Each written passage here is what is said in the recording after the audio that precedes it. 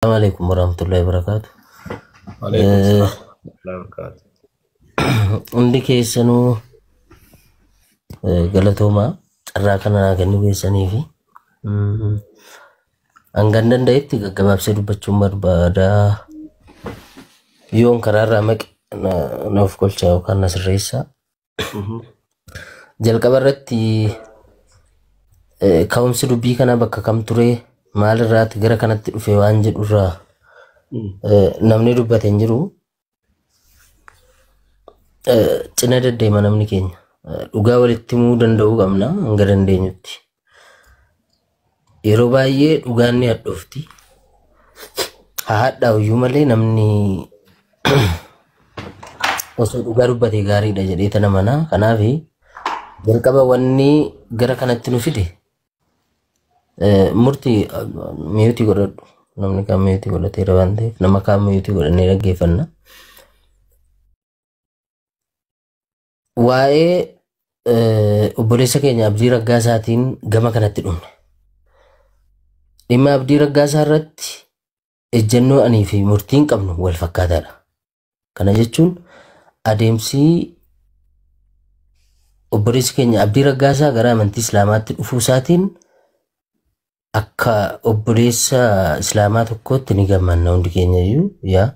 Garuu adeemsi inni deemuu fi kallattiin ittiin deemu akkaataa inni itti dubbatu akkaataa inni itti daawaa godhu irratti waliin gallu. Kaan isa deeggara kaan nuti immoo an akka kootti ani isan deeggaru sirrii miti kallattiinsaa daandiinsaa sirrii miti jedhee tana mana murtiinis ejjennoo akkasii qaba ture. So abdiin karaa sirriirra hin jiru. Namoonni amantii Islaamaa keessatti beekumsa qaban ilmii kana qaraan hadiisa beekan quraana beekan haa dubbatanii daawaa haa godhanii ejjennoo jedhuun gadi baane miidiyaa hawaasaa irratti. Sababni nuti gadi baanee fi sababa abdiin ajandaa waa'ee amantii kana miidiyaa irratti fideefi malee suusii ajandaa hin qabnu. Beekamtiis feemasummaas yoo ta'e har'a abdiidhaan miti kan argannu. Laayikiiniif koomentiin biyya keessatti akka hin gurguramne maallaqatti akka hin jijjiiramne hundi keessan ni beektu. Warri biyya hambaa jirtan warri biyya keessa jirtan sirriitti beektu jechuudha. San irratti viidiyoon hojjete irratti yaada kennine. Yaadni nuti kennine wal fakkaata. Boodarra garuu karaa murtiin deemaa ture naan taane an daboo waan madhees miti daboo deemees miti guuza namni na yaammatee miti guuza namaaf deemees miti of ta'een yaada natti fakkaatu dhiyeessa. Akkamittan dhiyeesse an Aleeks Taayyee kaleessa maatii kootii waliin obbolaa kootii waliin firoota kootii waliin hordofaa amantii ortodoksiin ture. Ortodoksii keessaa sanbat tamaarii kan takkaa guyyaa tokko bataskaana ooleen beekne. Sigalee gaafa umriin kiyya guddataa dhufu barreeffama wayii barreesseen ture feesbuuk irratti warri argitan tajaajiluu dandeessu. Akkuma umriin kee dabalaa deemuun sammuun kee gaafataa ta'aa deema. Ani immoo xiqqummaa kiyyarraa gaaffiin gaafadha. Kun akkamitti akkas ta'e kun akkamitti akkas ta'e waa hunda keessa galuun barbaadu namoota dhimmi sun ilaallatu gaafachuun jalqabe deebii gahaan arganne naannawa keenya musliimatottu baay'inaan jiru waan ta'eef sheekota ulamoota gurguddoo gaafachuun jalqabe.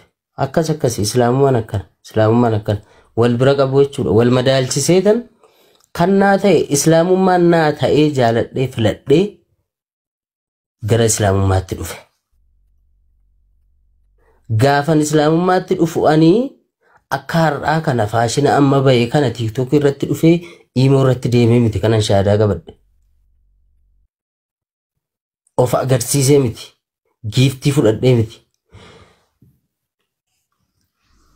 Dhoksaadhaan maatiin kiyya osoo hin beekin namni safaraa osoo hin beekin deemee tan shaadaa qabadhe dhoksaadhaanan sagadaa turen. Abbaa kiyya waan an kabajuuf waan an sodaadhuuf.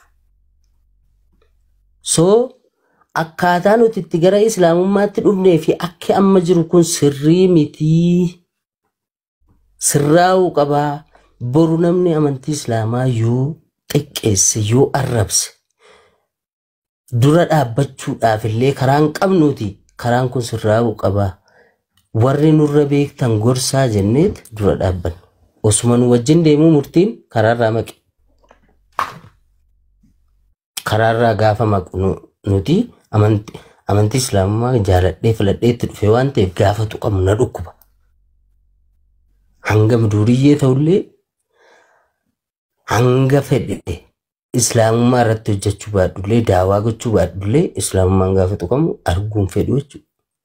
Kanaafi biraan deebi'an jalqabni dubbii bakka kana. Waa'ee murtiittan deebi'a. Murtiidhaa wajjin waliin nyaannee dhugneerra. Wanta baay'ee wajjin dabarsineerra. Hiriyummaa ajaa'ibaa wajjin qabna. Yeroo baay'ee wal lolleerra, walitti buuneerra. Yaada isaa ilaalcha isaa keessaa waan hin deeggarreen qaba. Waan natti hin tolle ni jira. Garuu waan waliif nun galchine dhiiseetan namummaa isaa wajjin jiraadha. Murtiin nama garraamiidha. Nama namaaf yaadudha. Nama waan qabu nama wajjin qooddatee nyaatudha. Bakka rakkootti nama sirraa namni nama si birmatudha. Ni jarjara. Amala isaa keessaa dadhabinni isaa inni guddaan ni jarjara. Miira keessa galeet miiraan deema. Bakka akkanaatti irraa nafaan. Bakka wajjin jiraachuu qabutti wajjin jiraadheen bakka akkanaatti irraa hafa. Waan amma dubbachaa ture guutuun isaa sirriidha. An yeroo tokkoo fi lamaa ol walitti buuneerra isiniin jedheera. Sababa walitti buuneef garuu dhugaa isaan dhoksu.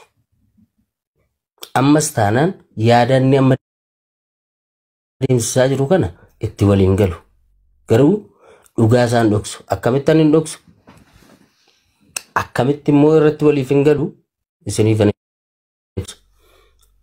Tokko ani gaafan amantii islaamaatti dhufu haadha kiyya, abbaa kiyya, obbolaa kiyya, firoota kiyya warra gaafan dhukkubsadhu mana yaalaa na geessan gaafan beela'u na nyaachisan jara dhiiseetan rabbitti of kennee dhufe gara islaamummaatti.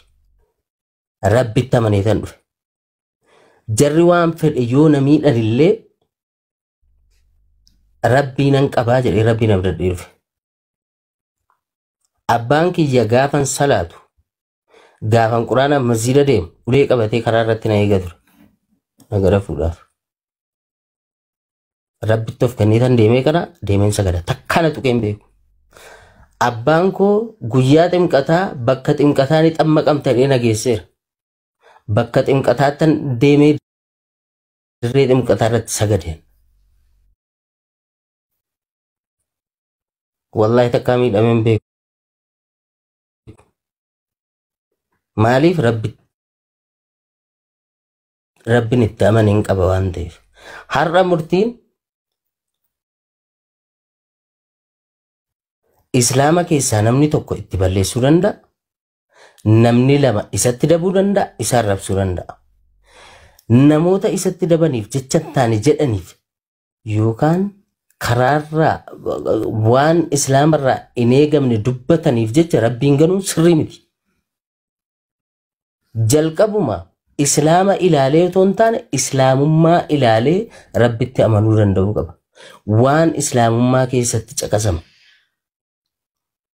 Islaamummaan kan inni ibsamu islaama amanee ka'ee daandii hin taane irra deemu osoo hin taane akkam beekutti an beekumsa hin qabu. Nama amantii kana keessatti dhalatee guddate illee miti. Islaamummaan quraanaa fi hadiisaan jecha rabbi nutti himeen malee Hamzaa Jaabiriin yookaan Dooktar Nuuraddiin miti kan inni ibsamu.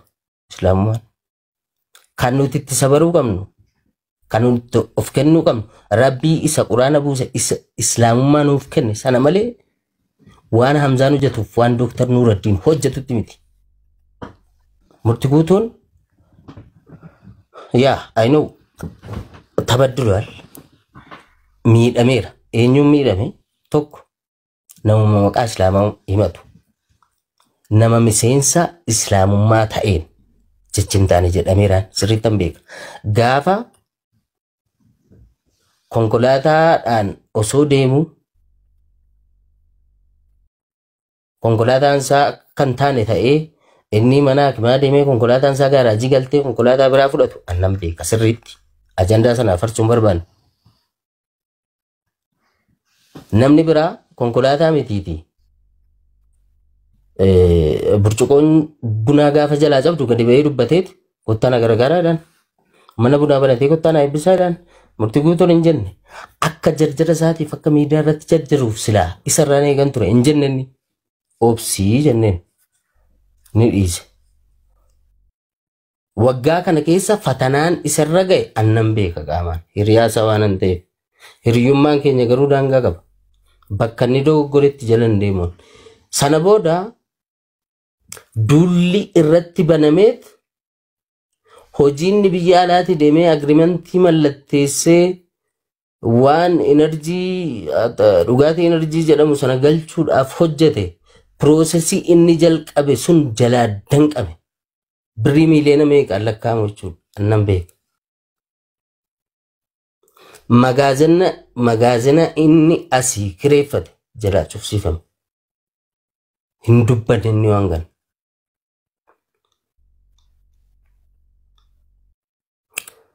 Qarshiin laayisensii sana baafachuudhaaf Dubaay diresii deeme hundi keessanii beektu jechuudha. Hanga Dubaay deemee laayisensii sana baafatee biyya keessatti gibiraaf qaraxa barbaachisu kaffalee baafate sun magaazina kireeffatee meeshaa galchuu gaafa jiru jalaa cufsiisu. Balaan konkolaataa sun irra ga'e hin dubbanne. Qarshii gamaas gamanaas maalis hiriyoota isaarraas namas jaalatanurraas fudhatee namni kaleessa konkolaataadhaan deemuu isaa beeku sun har'a gaafa inni lafa deemu arguu waan hin barbaanneef konkolaataa biraa fudhatee liqeeffatees ganaa liqii kaffaluufis jiraachuu mala. I don't know. Konkolaataan deemaa jira. Osoo inni akkasiin jiraatu hattuudha maalidha jedhamee sirrii irratti hojjetamee sanuu nama maqaa sheeka biyya abalu jedhamee moggaafateen poolisaan qabamee deeme baalee. Gaafa inni qabamu sana itti bilbileetiin maalidha wanti ta'e namni wayinatti himnaan maalidha wanti ta'e jennaani waan akkasiitii bakka kanaan jira jedhe. Tole waan irra geesse na beeksisii hin jedheen. Hin deeme baalee gaafa deemu gaafachuudhaaf deemuudhaaf jenneetu baalee deemuudhaaf tikeeta murachuu fedheen gaafadhe. Murtii guutuu gaafachuudhaaf dhufaa jirra hiriyaa koo kan biraa jira. Gaafachuudhaaf dhufaa jirra haa akkamii utuu an achin deemin Aleeksi Taayyees murtii guutuudhaa wajjin waan hatan wajjin nyaataa ture waan ta'aniif inni kunis seeratti dhiyaachuu qabaa jedhee miidiyaadhaan labsame. Sana waan an argeefan bilbilee gaafadhe. Murtii guutuu gaafachuudhaaf roobee dhufaa jirra akkamii jennaan hin dhufinatis qoratamaa hartaanaan jedhan akkasii okay hiriyaa kootiin deemiitii waan jiru adda baasinaa bilbilii. Yoo hidhamuus ta'e hidhaannuuf haaraa mitii jedheetan erge gaafan deemu. Gurbaa hiriyaa koo achi deeme sana maal jedhan Aleeksi Taayyee jechuun CE jedhanii gaafatan waajjira poolisiitti.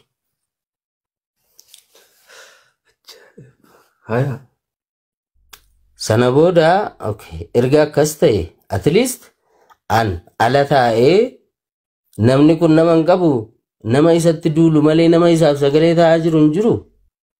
At least ala taa'ee dhugaasaa dubbachuun qabaa jedheetan isa bira dhaquu dhiise. Isa bira dhaquu dhiisnaan an dhaqee qabamuu dhiisnaan kiyyoo jaraa keessa galuu dhiisnaan sheekni roobee maal jedhee maxxanse.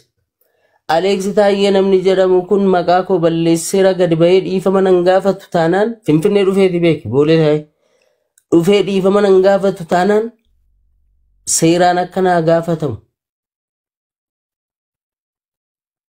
Kabajaan hin gaafadhaa jedhee maxxanse Facebook irratti screenshot isaa isiniif fiduu nan danda'a. Okay. Akkasii erga akkas ta'e murtii guutuu kan qabee jiru seera yakka inni hojjeteen kan gaafachuu danda'u seera malee sheekni roobee gadi ba'ee bakka mana murtiitiif abbaa langaa bu'ee maqaballeessiidhaa fi ibsa irratti kennuu hin danda'u warra qaama seeraa bakka bu'ee jecha hin taane isaaf jedhu kun seeraan gaafatamuu qabaa jedhee dubbii gaafan itti garagalchuu na dhiisan. Sigalee gaafa hidhaadhaa ba'u dubbii gabaabaa qabxiin ijoo koo maali? Dubbii gabaabaa murtiin akka fedhetti isaa ba'u. Gaafa sanas maalan jedhan murtii ati qulqulluus ta'e yakkas qabaadhu rabbi si haa baasu hojii keetii jireetan biraa deebi'e. Ni dhufee gaafa ba'u Adaamaadha an mana isaa bulee hin beekaan. At least guyyaa 3 guyyaa 4 mana isaa bulee hin beeka. Akka inni itti ijaare hin beeka mana isaa.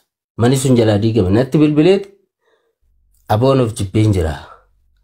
Lafa kanarraa of balleessuun barbaadaa jira.